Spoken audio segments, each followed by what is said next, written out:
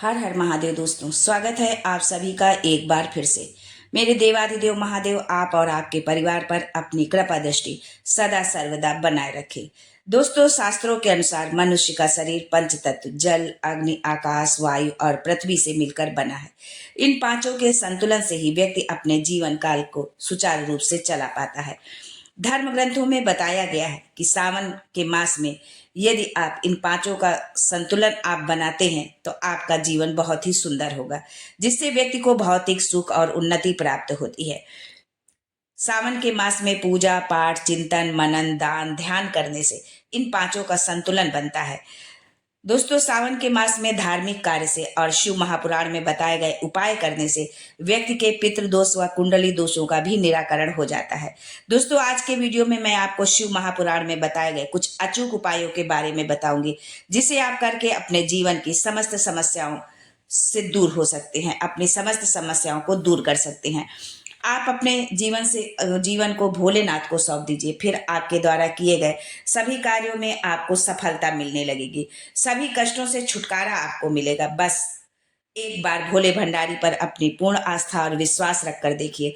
कण कण में जो रमता है उसे बाहर नहीं, अपने अंदर खोजिए, वही इस जीवन नैया को पार लगाएगा।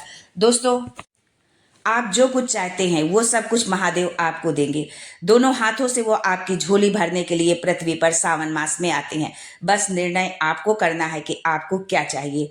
मेरे भोले भंडारी से अपनी हर कामना की पूर्ति के लिए जानिए कुछ विशेष उपाय। लेकिन आगे बढ़ने से पहले आपसे रिक्वेस्ट करती हूँ कि वीडियो को लाइक करिएगा, दोस्तों को शेयर कर दीजिएगा, और अगर आपने अभी तक चैनल को सब्सक्राइब नहीं किया है तो चैनल को सब्सक्राइब करके बेल आइकन जरूर दबाइएगा। दोस्तों, सबसे पहले जानते हैं कि कांवड़ के जल का महत्व क्या है। किंवदंती के अनुसार भगवान शिव के परम भक्त परशुराम ने पहली बार इस कांवड़ यात्रा को सावन के महीने में ही शुरू किया था।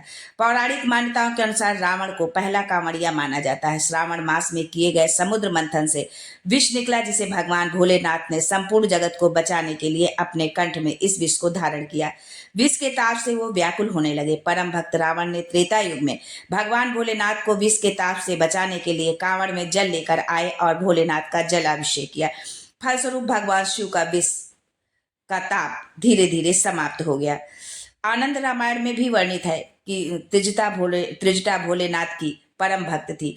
अशोक वाटिका में वो माता सीता का बहुत ध्यान रखती थी। एक बार त्रिजटा को स्वप्न आया और उसने जाकर जानकी को बताया कि मेरे सपने में वानर नहीं, स्वयं भोलेनाथ आए, आप चिंता न करें, राम जी ने युद्ध जीता है। माता सीता जब अग्नि परीक्षा देकर राम के साथ जा रही थी, त्रिजटा सामने खड़ी थी। जानकी अपनी माँ त्रिजटा से मिलने आई। त्रिजटा बोली, बेटी अब जा रही हो, जाओ और अयोध्या का राज्य पाओ, मेरा ये आशीष है। जानकी जी ने राम से कहा कि प्रभु, अब हम जा रहे हैं। पूरी लंका में केवल त्रिजटा ही थी जिसने मेरी सेवा की। यदि आप त्रिजटा से कुछ कहें तो अच्छा लगेगा मुझे। राम जी ने त्रिजटा के हाथ जोड़कर कहा, माँ आप राक्षसी रही हो, राक्षस कुल में आपका जन्म हुआ है, पर जानकी का आपने साथ दिया है। आपकी शिव भक्ति साधारण नहीं है। जिस दिन भोलेनाथ की कृपा होगी उस दिन राक्षसी होकर भी भोलेनाथ आपको जनमानस में पूज्य बना देंगे। उसी दिन से त्रिजटा शिव की आराधना भक्ति में लीन हो गई। उसको पता ही नहीं चला कि श्रावण का महीना कब आ गया। भूल से 2 कलश जल देवाधिदेव महादेव के ऊपर चढ़ गया। भगवान भोलेनाथ प्रसन्न होकर जो है सामने प्रकट हो गए। उन्होंने कहा कि तूने कांवड़ चढ़ाई है श्रावण के मास में। श्रावण के कांवड़ की महत्ता का वर्णन भगवान भोलेनाथ स्वयं कर रहे हैं कि हे त्रिजटा, भूलवश तेरे हाथ से जो 2 पात्र से जल तेरे हाथों से चढ़ गया है। त्रिजटा भगवान भोलेनाथ ने कहा, त्रिजटा बोलो क्या चाहिए तुम्हें। त्रिजटा बोली, मृत्यु तो आना है, प्राण तो छूटना है, बस इतनी कृपा कर दो कि आपके चरणों का धाम मिल जाए। शिव जी ने कहा, जिस काशी में मैं रहता हूँ उस काशी में त्रिजटा तू भी रहेगी। उस काशी में मैं तुझे वहीं विराजमान करूंगा। जिस काशी विश्वनाथ मंदिर में जहां विश्वनाथ रहते हैं वहां से थोड़ी दूर साक्षी विनायक मेरा पुत्र गणेश रहता है। उस गणेश के नजदीक में त्रिजटा तू बैठेगी। जैसे गणेश का पूजन होता है वैसे त्रिजटा, तूने मुझे कांवड़ चढ़ाई है, तेरी भी पूजा उस गणेश के मंदिर में होगी। दोस्तों, पूरे भारत की भूमि पर काशी एक ऐसी जगह है जहां त्रिजटा का भी मंदिर है, जहां त्रिजटा साक्षी विनायक के मंदिर में विराजमान है। मार्गशीर्ष कृष्ण पक्ष की प्रतिपदा पर आज भी पूरे विश्व की माताएं वहां जाकर त्रिजटा का पूजन करती हैं, क्योंकि त्रिजटा हमेशा एक बात कहती थी माता सीता से कि जानकी बेटी, चिंता मत करना, मैं जब तक हूं तेरे हाथ का चूड़ा अमर रहेगा, मैं जब तक हूं तेरा सौभाग्य अमर रहेगा, जब तक मैं बैठी हूं अशोक वाटिका में शंकर की उपासक मैं हूं, तब तक तेरे मांग के सिंदूर को पूछने नहीं दूंगी। जानकी जी को ये वर दिया था। दोस्तों, यदि आप काशी जाए तो जरूर पूछना कि साक्षी विनायक का मंदिर कहाँ है। साक्षी विनायक के मंदिर में जाकर कहना कि हमें त्रिष्टा माता के दर्शन करा दो। सौभाग्य की देवी के रूप में पूजी जाती है माँ त्रिष्टा। दोस्तों, ऐसे है हमारे देवाधिदेव महादेव। कोई कितना भी नीच कर्म में क्यों ना पड़ा हो, कोई बहुत खड्डे में डूबा हुआ है, कर्जे से डूबा हुआ है, बड़ी तकलीफ में है, अगर वो शिव जी की आराधना करता है तो शंकर उनको उठाकर पूज्य बना देते हैं। ऐसे हैं देवाधिदेव महादेव।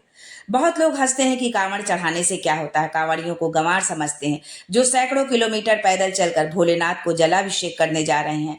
आपको उन पर गौरव महसूस होना चाहिए। जिस राक्षसी ने 2 लोटा जल चढ़ाकर काशी का निवास पाया, शंकर भगवान की प्रियता बन गई, राक्षसी होकर जगत में पूजनीय हो गई, ये वो कांवड़ का जल है जो संसार के लोगों को दलदल से निकालकर परमात्मा की भक्ति प्रदान कर देता है। दोस्तों, यदि आप भी बाबा भोलेनाथ के भक्त हैं तो कमेंट बॉक्स में जरूर लिखें, बोल बम का नारा है, बाबा एक सहारा है। दोस्तों, अब आगे जानते हैं कुछ विशेष उपायों के बारे में। ये तो थी कांवड़ की महत्ता। दोस्तों, गर्ग संहिता में कहा गया है कि जब आप शिव जी को जलाभिषेक करने के लिए घर से जल भर कर ले जाते हैं तो सृष्टि की जितनी पवित्र नदियां, तालाब, सरोवर, कुंड जितने भी हैं, सारे तीर्थों का पवित्र जल आपके द्वारा ले गए जल में उस कलश में आ जाता है।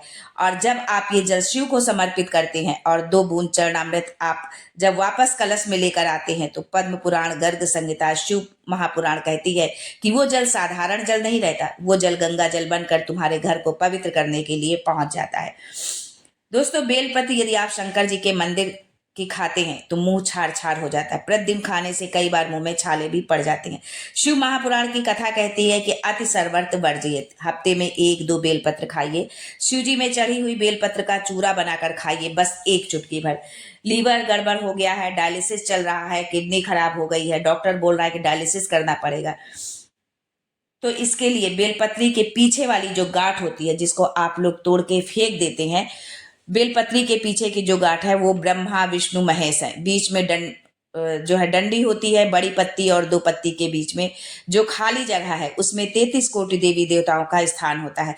इसलिए बेलपत्र को चढ़ाते समय बेलपत्र इस तरह पकड़कर समर्पित किया जाता है कि 33 कोटि देवी देवताओं का स्पर्श कर, ब्रह्मा विष्णु का स्पर्श कर के चढ़ाया जाता है बेलपत्र। स्कंद पुराण के अनुसार बेलपत्री की नीचे की जो डंडी होती है, 2 पत्ती से लेकर नीचे का जो भाग होता है, इसमें 64 योगिनियां और माता पार्वती की संपूर्ण शक्तियां इस डंडी में विराजमान होती हैं। डंडी के पीछे जो गोखरू होता है जिसे आप तोड़ देते हैं, उसमें भगवान शंकर के प्रत्येक गण का भाव रहता है। उस टूटे हुए गोखरू का क्या काम होता है? जब शरीर में दुख, तकलीफ या रोग बढ़ता है तो उसी टूटे हुए गोखरू को अशोक सुंदरी के स्थान पर चढ़ाकर हफ्ते में 2 बार खार लिया जाए तो संपूर्ण रोगों से मुक्ति मिल जाती है।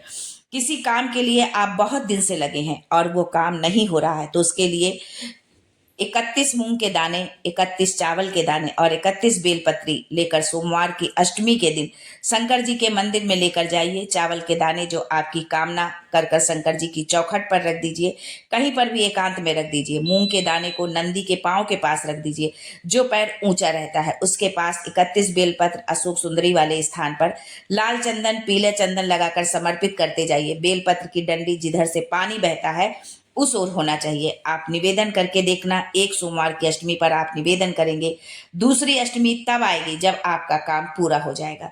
जो बच्चा हकलाता है अर्थात बोलते बोलते अटक जाता हो, शास्त्र कहता है कि बेल के फल को धीरे से फाड़कर अंदर का जो गूदा है उसे चाकू से अच्छे से साफ करके निकाल लीजिए। सोमवार को उसमें पानी भर कर भगवान शिव को अर्पित कीजिए और शिवलिंग से जो पानी गिरता है वहां पर कोई पात लगाकर पानी एकत्र कर लीजिए। फिर शिव महापुराण का जो मूल मंत्र है श्री शिवाय नमस्तुभ्यम का जाप करते हुए पिला दीजिए।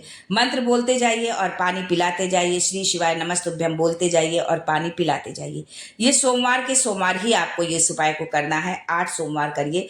5 सोमवार होते ही उसकी बाड़ी श्रेष्ठता की ओर अग्रसर होगी, अर्थात हकलाना कम होने लगेगा। शिव महापुराण स्कंद पुराण में लिखा है कि पार्वती माँ ने शिव जी से पूछा कि इस बेल का महत्व क्या है, तो भगवान शिव ने कहा, पार्वती 1000 अश्वमेघ यज्ञ में अग्नि कुंड के अंदर पूर्णाहुति पर जो गोला समर्पित किया जाता है और एक बेल बैसाख महीने में जो मुझे समर्पित कर देता है उसे 1000 अश्वमेध यज्ञ का पूर्ण फल प्राप्त होता है। यदि कोई बच्चा परीक्षा में बैठा है और वो एग्जाम निकल नहीं रहा है तो गाय के दोनों सींगों का अग्रभाग यानी ऊपर का भाग, जिसे कैलाश पर्वत कहा जाता है, उस पर शहद लगाकर बेलपत्री के मध्य भाग के बीच मध्य भाग में सींग में शहद लगाकर जो है बेलपत्री पर लगा दीजिए लेकर और शिवलिंग पर चिपका दीजिए। ओंकार का नाद कर उस बेलपत्री को निकाल लीजिए। उस बेलपत्री का शहद चंदन में डुबोकर तिलक लगाकर परीक्षा में बैठिए। आप जितना याद करके गए हैं वो परीक्षा में आएगा। किसी कार्य के लिए आप जा रहे हो, बहुत समय से लगे हो, बहुत जरूरी काम है, होना चाहिए पर नहीं हो रहा, तो उसके लिए हरी मूंग की दाल को पानी में भिगो दीजिए और इस मूंग में एक बेलपत्र रख दीजिए। उसमें थोड़ा सा गुड़ रखकर सोमवार के दिन किसी नंदी को बैल को अपनी कामना कहकर गुड़ के साथ बैल को खिला दीजिए। फिर उस कार्य के लिए आप निकल जाइए। आपका कार्य अटकेगा नहीं, सफल होगा। अदालत में केस चल रहा है, फाइल आगे नहीं बढ़ रही है, तो ये उपाय बहुत ही कारगर साबित होगा। दोस्तों, शिवरात्रि पर बेर चढ़ाया जाता है। शिवरात्रि पर चढ़े हुए बेर को उठाकर रख लीजिए। मान लीजिए कि आपको पेट से जुड़ी हुई कोई समस्या, कोई रोग लग गया है, उस बेर को उस रोगी व्यक्ति को खिला दीजिए। फिर देखेंगे कि उसका दर्द धीरे धीरे गायब हो जाएगा, तुरंत आराम मिल जाएगा।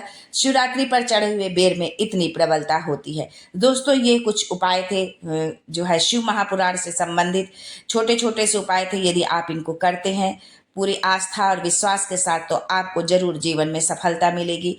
आप जिस उद्देश्य से इन उपायों को करते हैं, भगवान भोलेनाथ आपको उसमें सफल करेगा। इसी कामना के साथ आज के लिए बस इतना ही। फिर मिलते हैं कुछ नया, कुछ अलग, कुछ अद्भुत लेकर। तब तक के लिए हर हर Mahadev and thanks for watching my video.